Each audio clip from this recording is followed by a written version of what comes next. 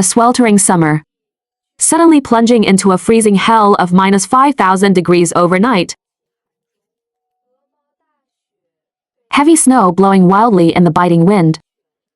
I felt like I was suffocating, curled up in a corner, just as my consciousness began to fade. A blinding white light flashed before my eyes, and I jolted awake. I sat up in bed, covered in a cold sweat. The faint sound of cicadas drifted in from outside, with the AC off. The room felt like a steamer. My back was drenched. I wiped the sweat from my forehead. This dream again.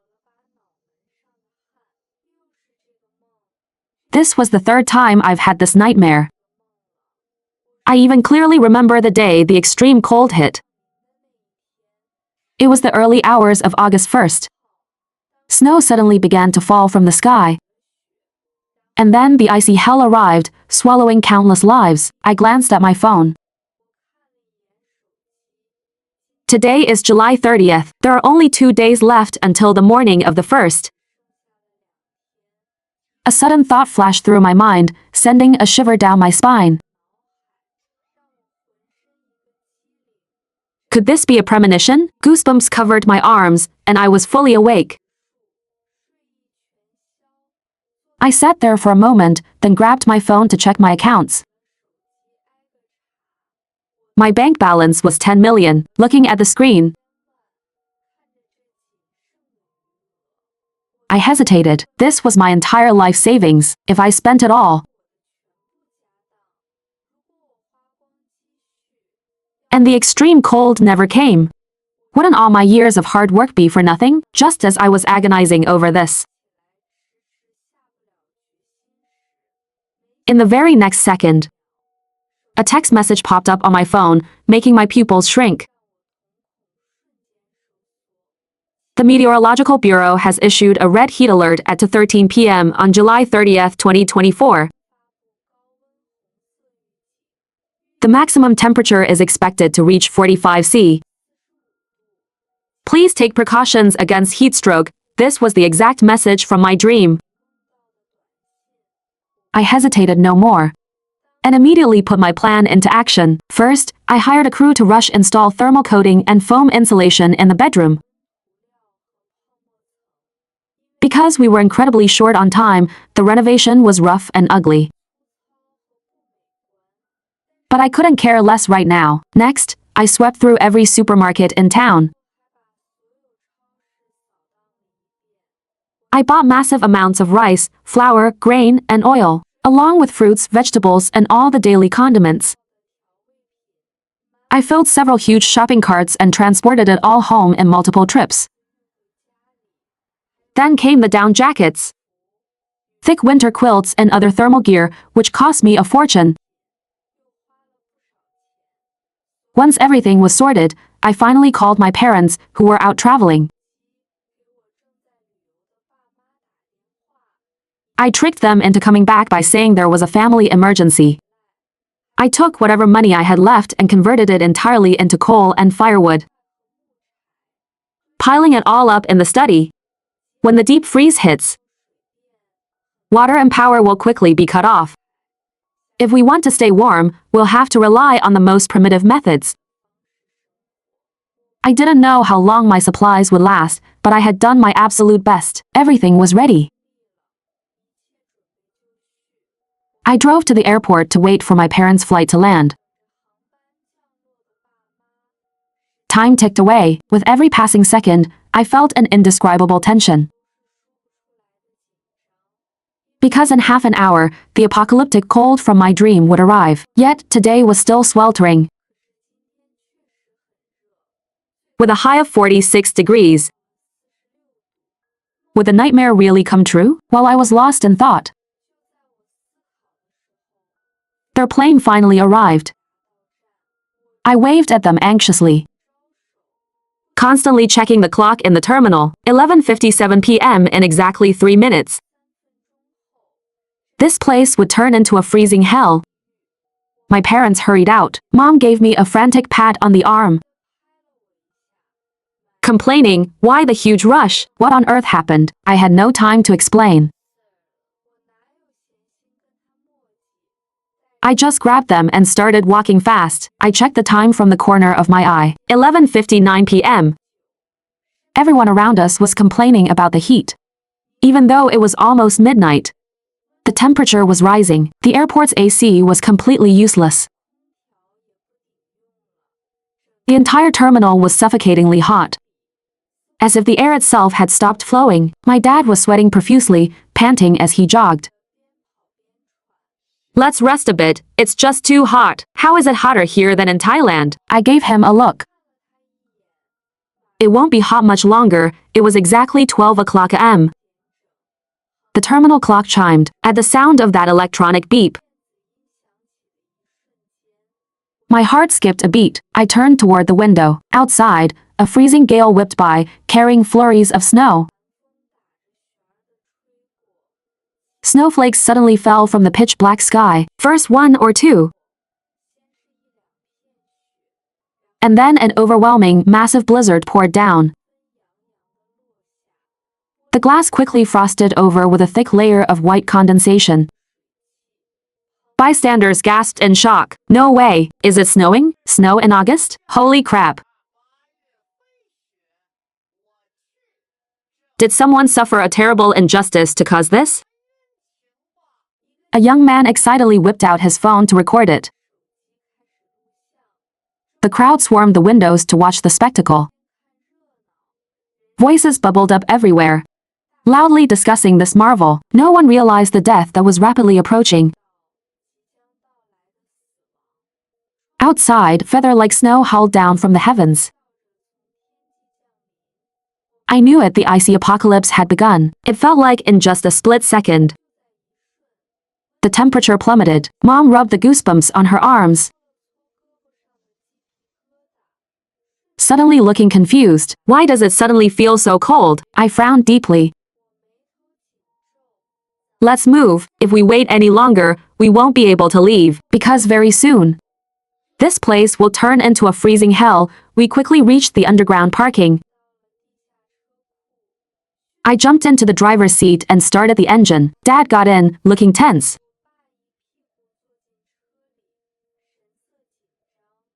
"What on earth is going on? Why is it suddenly snowing?" I glanced at the temperature on the dashboard. -10 degrees. In just 5 minutes it had dropped over 40 degrees, and this was only the beginning. I put the car in gear and blasted the heater. Due to the violent temperature shift, Mom was shivering violently. "What is happening?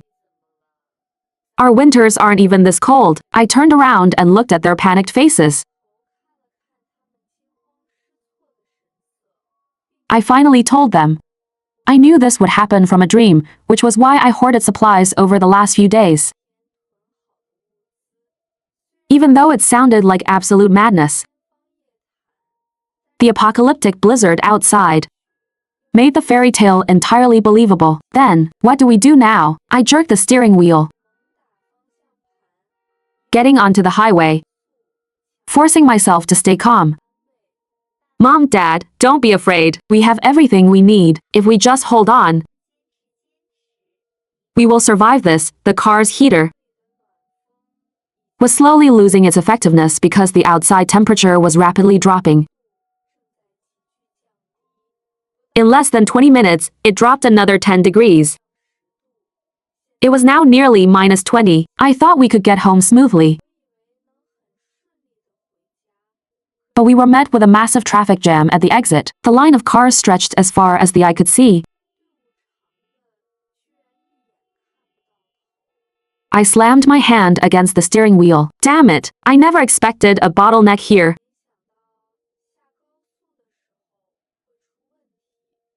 Now we were blocked from the front and the back. We couldn't move an inch. Piercing noises erupted all around us. Furious drivers were laying on their horns, but no one dared to open their doors and step out, because it happened so suddenly. Almost everyone was still wearing short sleeves. Stepping out now meant freezing to death in minutes. Only by staying inside with the heater blasting was there any chance of survival. Just as I was agonizing over what to do, a worker's voice came through a megaphone ahead. The temperature is plummeting. Please keep yourselves warm. Maintain order and proceed slowly.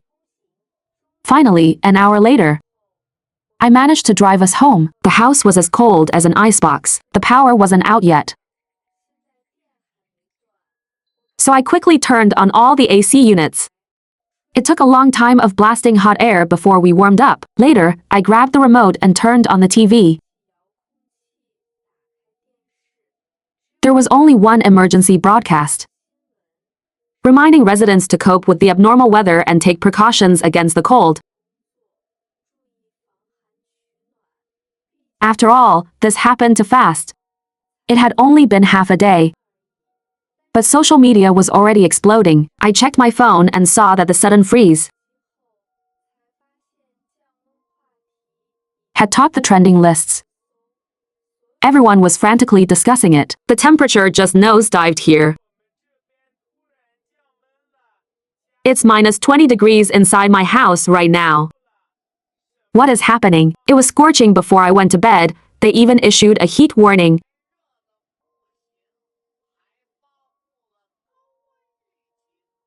And then I woke up literally freezing in the middle of the night. My windows are frozen solid. Holy crap, the snow is ankle deep. Am I dreaming? I frowned. Obviously, people still didn't realize the severity of the situation. They were treating it as a bizarre joke. Now, I'm no saint. And I didn't want to paint a target on my back, but after hesitating, I posted a message. This might be the apocalypse. Find a way to hoard supplies, just in case. Because I used a trending hashtag, my post quickly got replies. Kid, you watch too many movies. Hoarding supplies? It's just an abnormal weather event. Stop fear-mongering. I kind of feel an apocalyptic vibe too. It's so scary. Haven't finished your earthquake rations yet? Go ahead, hoard all you want. I let out a heavy sigh and locked my phone.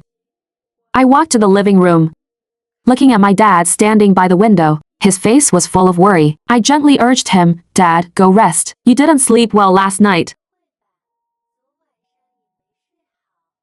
Save your energy. The hardest part is yet to come, when I finally lay down in bed. The suppressed exhaustion surged from deep within me. During the frenzy of the past few days, I had practically prepared for every emergency scenario I could think of. Now, I could finally get some solid rest. I slept like a log. In my dream, I felt like I was plunging into an icy sea. My lungs felt full of water, and I couldn't breathe at all. Suddenly, I woke up gasping for air. It turned out my heavy quilt was covering my face. I took deep, anxious breaths, slowly recovering from the panic. But a sudden shriek from Mom outside my door made me rush out. I found them both standing by the window. Mom was covering her mouth, and Dad looked incredibly grim. Not only had the snow outside failed to stop, but the temperature had plunged even lower. Overnight, the entire world was completely frozen. As far as the eye could see, everything was pure white. Dad softly comforted her, Don't be afraid, we have plenty of supplies, we'll be fine. Mom nodded, wiping her tears. I suddenly felt that having a steaming hot pot on such a freezing day would be perfect. Good thing I had bought plenty of soup bases and dipping sauces beforehand. I set up a massive feast. The spicy beef tallow base slowly melted in the hot water. soon bubbling and releasing a rich, fiery aroma. In the apocalypse, we should live as well as we can. Who knows what tomorrow will bring? Perhaps a soul-warming hot pot will give us the courage to face the unknown disasters. After dinner, I slouched in my chair, scrolling on my phone. If I remember correctly, the water and power will be cut soon, let alone the internet. I had to check on the outside world while I still could. I opened social media. The joking atmosphere from yesterday was completely gone. Everyone was panicking over the freeze. My house is below zero. The AC isn't doing anything anymore. What do I do? How long will this last? Experts said it's only temporary.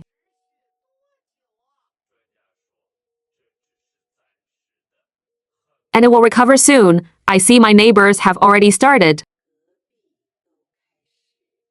looting stores. This is a global disaster. The ice age is here. Humanity is going to go extinct, isn't it? I let out a sigh. They were completely clueless about the horrors yet to come. The -40-degree temperatures would only last a day or two. Soon, the mercury would plunge even further. The true freezing hell had just begun. Sure enough, in the middle of the third night, I was literally frozen awake. I realized the room was terrifyingly cold. Even breathing felt stiff and labored. I felt like I was sleeping in a freezer, even buried under thick quilts.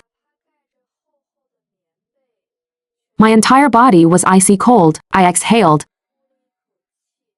and was shocked to see my breath turn into white mist. My heart skipped a beat. I rushed over to check the AC unit. Just as I feared, the screen was pitch black. It had stopped working. On day 3 of the extreme cold, we lost power. My parents couldn't stand the cold either, white mist puffing with every word. Mom, it's so cold. Who turned off the AC? I glanced at the wall thermometer.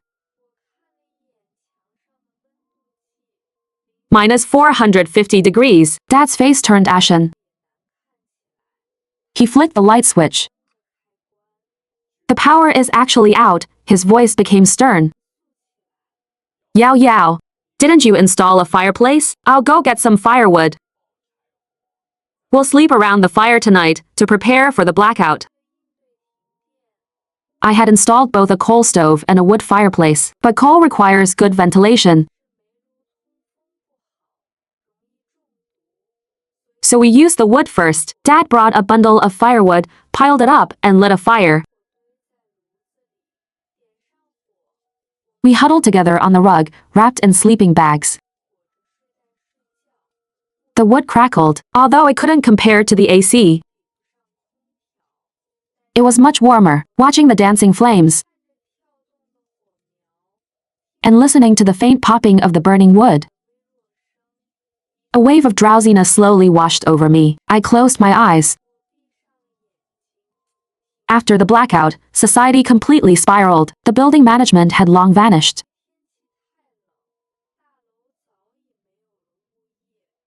The sound of shattering glass echoed from downstairs. I peeked out the window and was shaken to my core. People who couldn't endure the hunger and cold had started attacking storefronts, smashing the glass and looting. My heart pounded wildly as I looked at our storage room. I had underestimated this danger. We had hoarded so much stuff. If anyone found out, the consequences would be unimaginable. Just as I was panicking, loud, violent banging actually erupted from our front door. Dad gestured for me to stay back, grabbed a weapon, and tiptoed toward the entrance. A man's cursing echoed through the enclosed hallway. Open the door, open up. You got food? Bring it out right now. My family exchanged a silent look.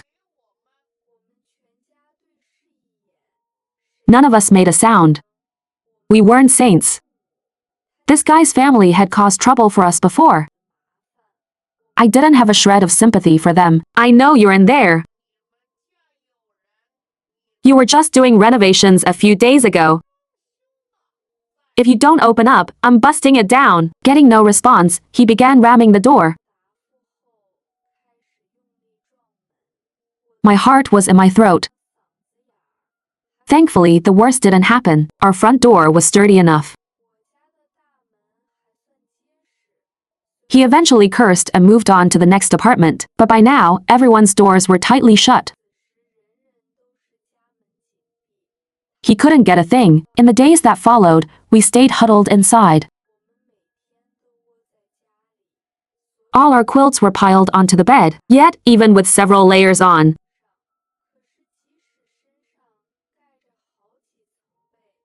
our feet were freezing at night. Order had entirely collapsed. We heard looting downstairs every day. A month later, our firewood and coal had hit rock bottom. Despite rationing it, we were almost out. Just as we were feeling desperate, a knock came from the door. Dad thought it was that guy again and approached cautiously. But looking through the peephole, it was actually the property manager. None of the residents have anything left to burn for heat. We're planning to go to the woods in the suburbs to chop some firewood. Do you want to join? He didn't even wait for our answer, and just continued. The group meets at the compound gate at M. We'll aim to return before sunset. With that, he went to knock on the next door. But shortly after, a woman's shrill voice rang out. Are you crazy? Do you know how much we pay in property fees every year? Shouldn't you go chop it and bring it to us? And I'm out of food. Bring me some immediately. You hear me? The manager scoffed in anger. After yelling back, he realized it was pointless. He ignored her and kept walking. Dad's face was grim. I'll go check it out. You two stay home and wait. Saying that, he reached for the door. Mom grew anxious. I'll go with you. How much wood can one person carry? I sighed. Don't argue, you two. I know the area best. And I have a thick down jacket. I'll go. When I went downstairs, a decent crowd had already gathered. Most of them were young people. The manager held a megaphone at the front. Residents, we are facing a sudden disaster.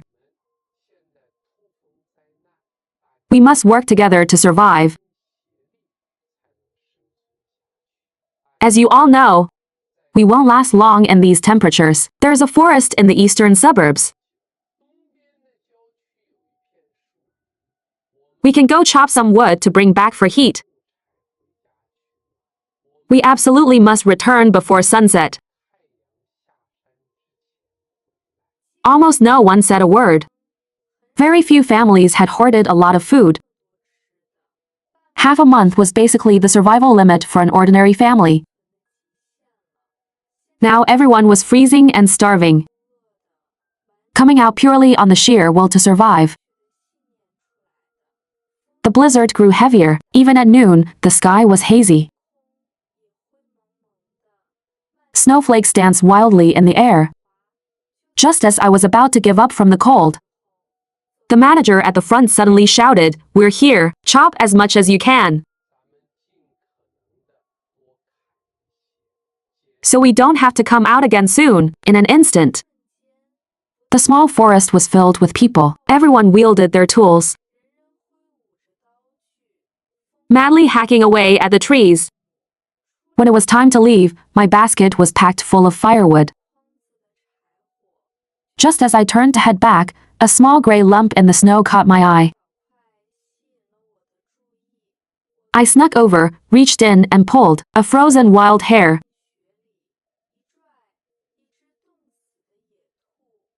Its body was stiff and rigid as I gripped it in my hand.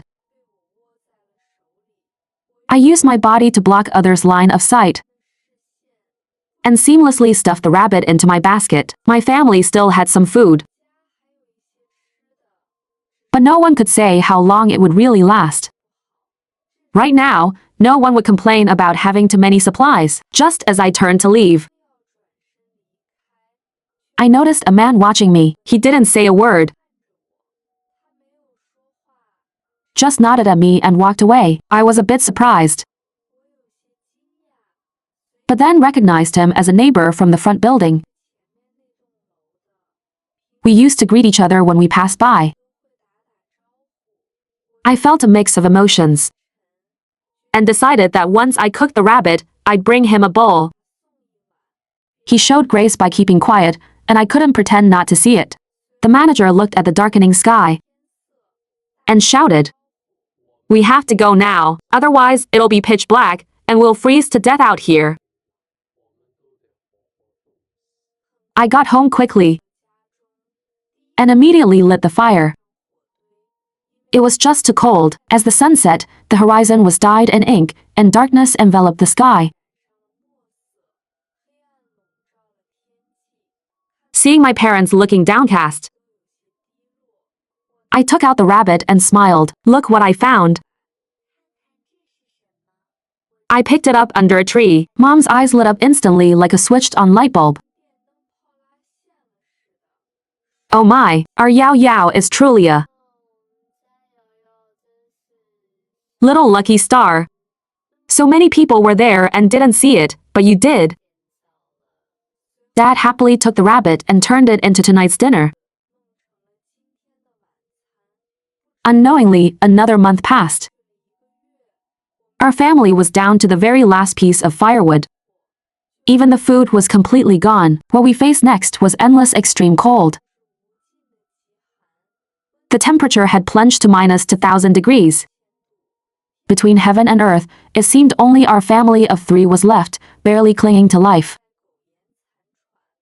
And we probably wouldn't last much longer either. I smiled, choking back tears. "How the tables turn, Dad. In the next life, it's my turn to be your father." Double quotes ... To take care of you, he glared at me. "What are you talking about, you little brat? I'll always be your dad." The tough man in his 50s silently teared up.